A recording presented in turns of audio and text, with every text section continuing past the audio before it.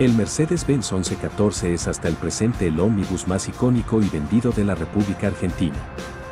Fue presentado en 1970 como una variante carrozable del camión Mercedes-Benz L1114. Es un producto local de la filial de Daimler-Benz en Argentina y que no se produjo en el resto del mundo. Deriva del Mercedes-Benz L o 1112.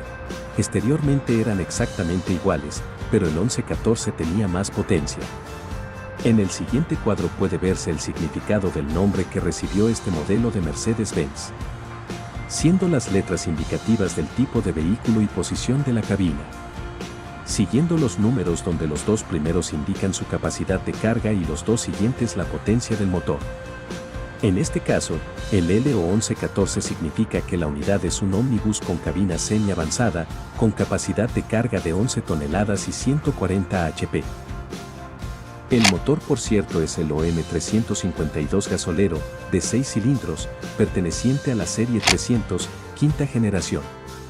Tenía más de 5.6 litros de cilindrada y declaraba 145 caballos. Su velocidad máxima la alcanzaba en la quinta velocidad, alcanzando los 94 km por hora. En la práctica, adquirir un ómnibus Mercedes-Benz de este tipo 0 km implicaba comprar el chasis con la mecánica y trompa del mismo sin carrozar. Y luego debía llevarse a un carrocero donde a gusto del propietario se definían las características de su interior. El modelo que se exhibe, atento a los detalles que muestra, refleja una carrocería fabricada por el Cóndor, uno de los principales carroceros de la época.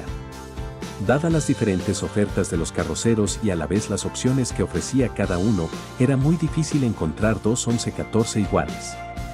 Más cuando la ornamentación exterior seguía marcando la impronta del propietario, a cargo de verdaderos artistas del fileteado.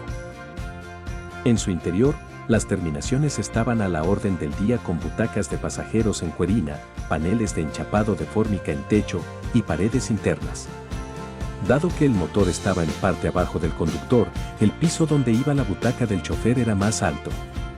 Piso más alto y una butaca más grande con suspensión, ponía en jerarquía a quien manejaba.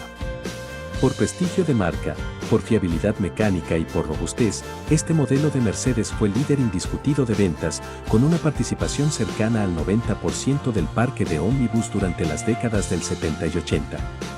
El fin de su producción fue en 1989, fueron 2 décadas de liderazgo, sus 29.025 unidades vendidas son testimonio de su éxito.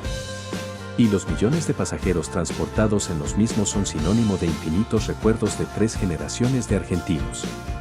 Este modelo en particular tiene el buen tino de representar un ómnibus de la línea 60, quizá la más famosa del país, una de las líneas más antiguas de Buenos Aires. El modelo es escala 1 en 43. Tiene 20,5 centímetros de largo, 5,5 centímetros de ancho y 6,9 centímetros de alto. Está constituido por 51 piezas. En tanto su pintura es a 2 tonos y tiene tampografías de precisión que lo detallan. Sus ruedas delanteras son de 3 componentes, mientras las traseras, que son duales, están formadas por 5. Tiene un peso de 268 gramos, es liviano considerando su tamaño, debido a que la mayoría de los elementos que lo componen son de material plástico, incluyendo su carrocería.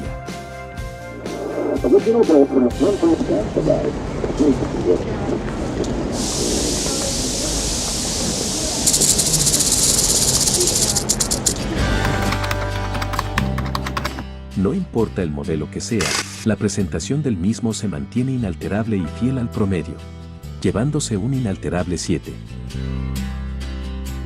El trabajo de la carrocería es digno de elogio, si bien se preferiría en metal, el plástico permite detalles más nítidos. Buen planeamiento de piezas. 9.1. El trabajo de pintura es impecable, tan impecable que supera al original. No eran tan brillosos. 9.2. El detallado exterior es excelente, pero el interior es esquemático, dado el tamaño del modelo y su superficie vidriada le resta puntos. 8.1. La calidad de sus partes es buena, en detalles puntuales como la estrella en el capot, no es lo suficientemente fina. 8.9. La apariencia es su nota más alta, la vista que ofrece el modelo es de un Mercedes 1114 de calidad fotográfica. 9.9. Es la segunda edición del modelo, pintado con los colores de otra línea, bien podrían seguir otras ediciones y se agradecerían, mientras, por novedad, se lleva un 8.